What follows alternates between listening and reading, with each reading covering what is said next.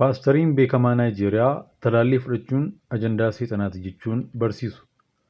Paastar Chris Oyeklamoo jedhama. Naayijeeriyaatti lallabaa beekamaadha. Talaalliin takkaa nama fayyisee hin beeku soba jechuun barsiisa. Ji'a Guraandhalaa keessaa lallaba isaa karaa chaanaalii YouTube waldaa isaa darbeen namni hunduu waa'ee talaallii sobamaa ture jechuun barsiise. Paastariin Naayijeeriyaa kun Afrikaa keessatti lallaboota wangeelaa beekamoo keessaa tokkodha. Bara 2023 kaasee hanga bara 2024tti BBC lallaba Paastar Chris hedduu qorachuun miseensonni waldichaa talaallii akka hin fudhanneef ergaawwan farraa talaallii ta'an dubbataa turuusaa mirkaneessee jira. Keessumaa immoo talaallii busaa haaraa Afrikaatti raabsamaa jiru ilaalchisee lallaba isaa keessatti namoonni akka hin fudhanneef jabeessee gorsa. Afrikaa keessatti dhibee busaa rakkoo fayyaa hamaa yoo ta'u, akka ragaan dhaabbata fayyaa addunyaa agarsiisutti bara 2022tti ardichatti du'aatiin dhibbeentaa 95 mudatee jira. Kanneen keessaa ijoollee waggaa 5 gadii dhibbeentaa 80 ta'u. Ji'oota 6 darban keessatti kaampaanii Paastar Chris dookumantarii farra talaallii 6 kan tokkoon isaanii daqiiqaa 20 ta'u qopheessuun sagantaa waldaa irratti dhiyeessee jira. Akkasumas karaa miidiyaa hawaasaa waldichaan tamsa'eera.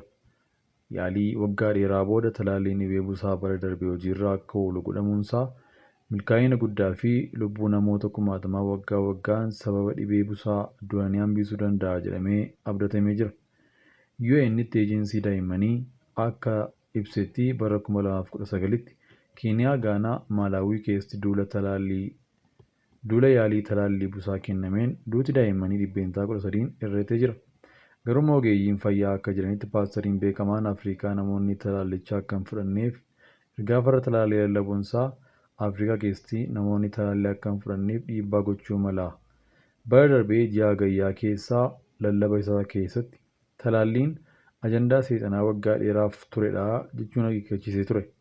Itti aansuunis hawaasa farra talaallii ta'an keessatti tiyoorii shakkii yookaan koonispiraansii tiyoorii babal'iseera.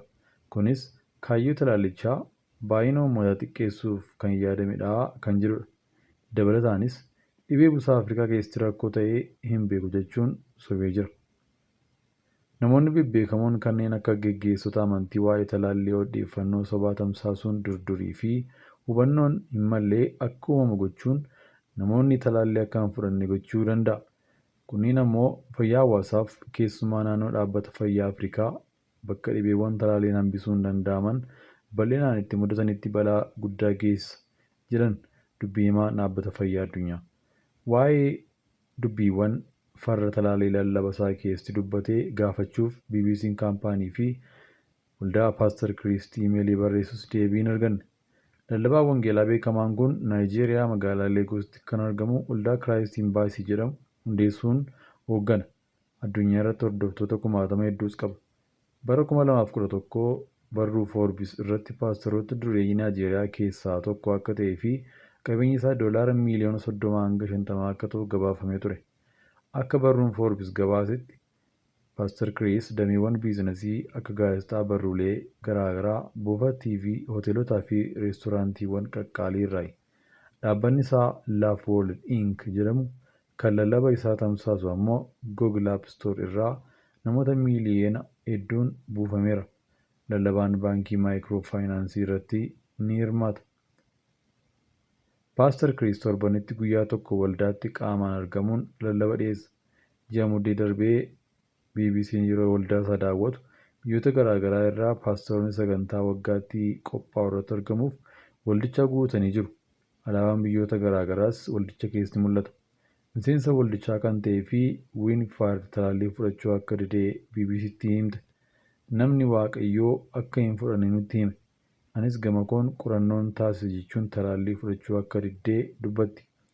Aadaa Uuman Wiirlii Yuunivarsiitii of Noorz Kaaroliinaatti Asosheet Daayireektara giddugala qorannaa Afrikaa yoo taatu, Paastar Chris hordoftoota akka abbaatti ilaalan hedduu akka qabu himti. Paastaroonnii fi geggeessitoonni amantaa yeroo hundumaa filannoo hordoftoonni isaanii taasisan murteessuu keessatti gahee guddaa taphatu jetti.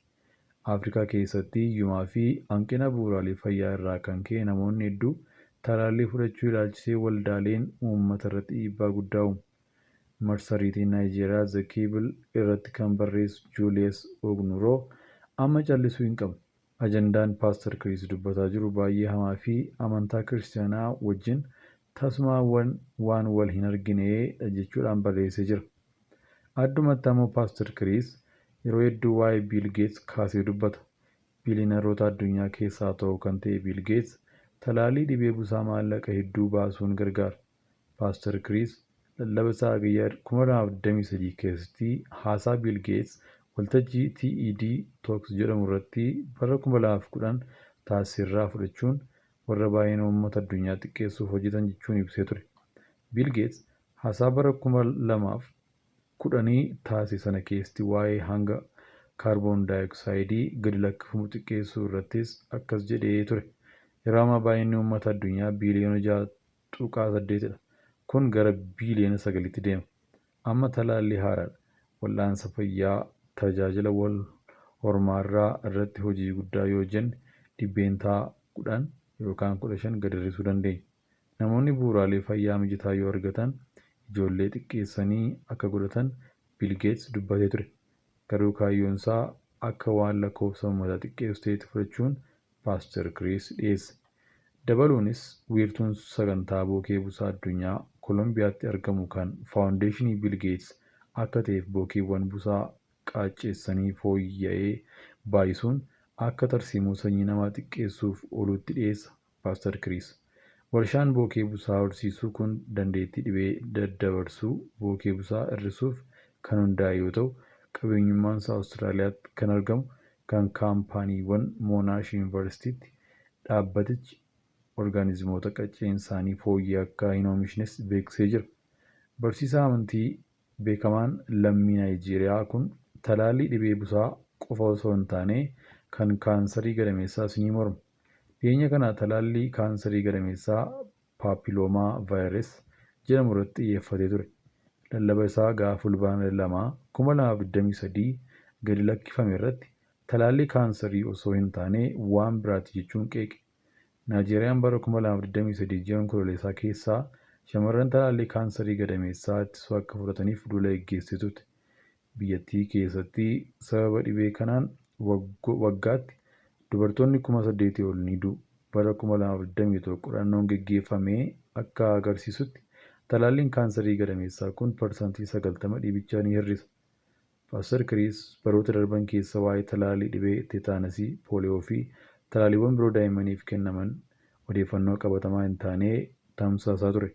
Yeroo weerara koovidii odeeffannoo sobaa wal fakkaataa tamsaasuu isaatiin UK'n waldaa Paaster Chris doolaara 155,000 adabdee turte.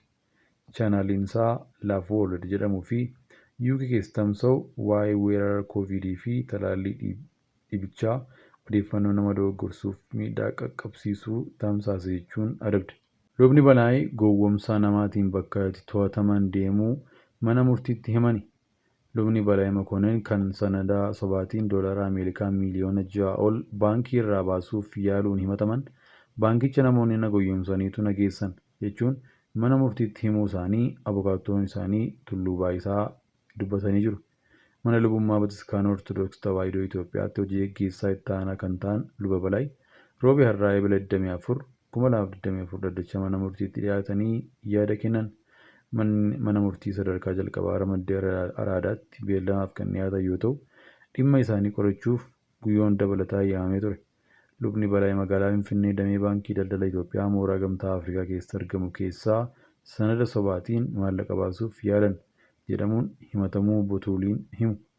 Lubni Balaayi eegdota baankichaan qabamanii biiroo qorannoo federaalaatti dabarfamanii kennamuu himan. Maallaqni wiixata darbe baafamu ture jedhame kun lakkoofsa herregaa gamtaa Afrikaa keessaa baasuu akka ture gamtaa Afrikaatti kutaan qorannaa yakkaa fi tiraafikaa xalayaa barreessa irraa arguu gaazexeessaan The Reporter gabaasee jira. Gabaasichi kaffaltii jaarsaa 4 akka sababaatti eere. Dhimma Luba Balaayi dabalatee konkolaachisaa isaanii fi eegduun isaanii poolisiin qoratee waan raawwatee mana murtiitti himanii jiru.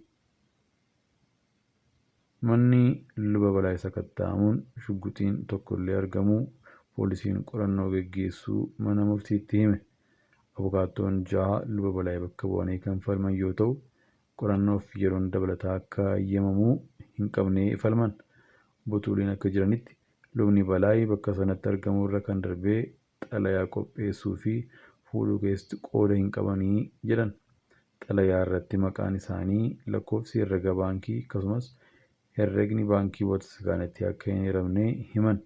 Kanaafuu yakkichi namoota birootiin kan yaalame yoo ta'u, luba Balaayiin ilaallatu jedhanii jiru.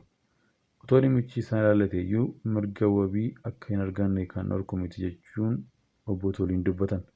Luba Balaayii mooraa Gamtaa Afrikaa kan dhaqan namootaan gowwoomfamanii akka ta'ee fi dhaquu irra kan darbe gochiin raawwadhe hin jiru jechuun mana murtii himanii jiru. Akkasumas sobaa jedhamee sirrii ta'uuf dhiisuu hooggantoota baankii irraa mirkaneeffachuuf bakka sanatti argamuu isaanii dubbatan lubni Balaayii.